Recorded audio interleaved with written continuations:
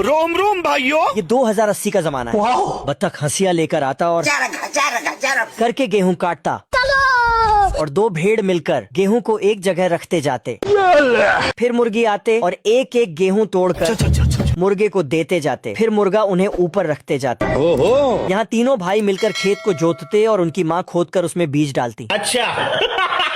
यहाँ मैडम जी पहले तो खेत में बीज डालती, फिर मिट्टी को कपड़े की तरह सीलने लगती। ये क्या है? तभी तीनों भाई आते और खेत को पानी देते। गर। लेकिन बगुला तो एक ही बार में अपने मुंह में पानी भर के पूरे खेत में बारिश कर देता। तभी बारिश होती ही सभी फल और सब्जी 5G की स्पीड में उग जाते हैं। बवाल चीज है बे, साला सिस्टम मिल जाता है। फिर बगुला आता और अंगूर तोड़ते जाता। वहाँ दोनों खरगोश गाजर निकालते। बाप रे। तभी गिलहरी आता और वैक्यूम क्लीनर से टमाटर उठाकर टोकरी में रखते जाता। इधर पेंगुइन तरबूज उठाकर लेकर जाते, तभी खुद ही तरबूज बन जाते। बैगन।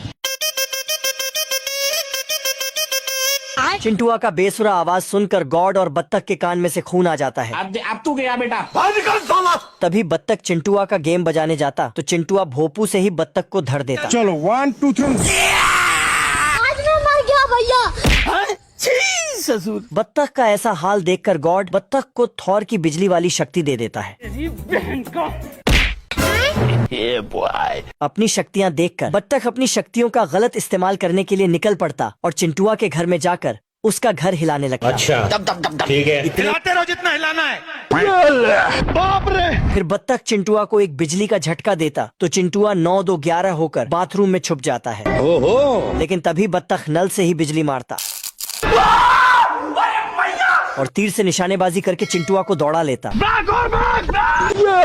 आखिर में बत्तख चिंटुआ के घर को घुमाकर चिंटुआ को पहाड़ में लटका देता है। आज मैं मर गया भैया। साला बत्तख का लौंडा नकली शेर बनके बत्तख का गोटा मुंह में ला देता है। अबे साले। तभी बत्तख गलत फैमिली में नहीं, गलत फहमी में आकर असली शेर को पेल देता है। ठीक है।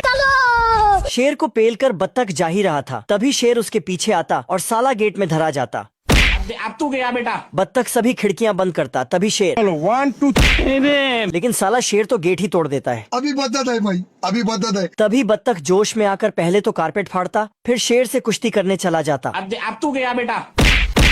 बाप रे। बत्तख शेर से घमासान युद्ध कर रहा था, तभी बत्तख के तीनों लौंडों ने बताया कि वह एक असली शेर है। फिर शेर मुंह खोलता और तभी शेर बत्तख को दौड़ा लेता है और दोनों पेड़ पर चढ़ जाते हैं।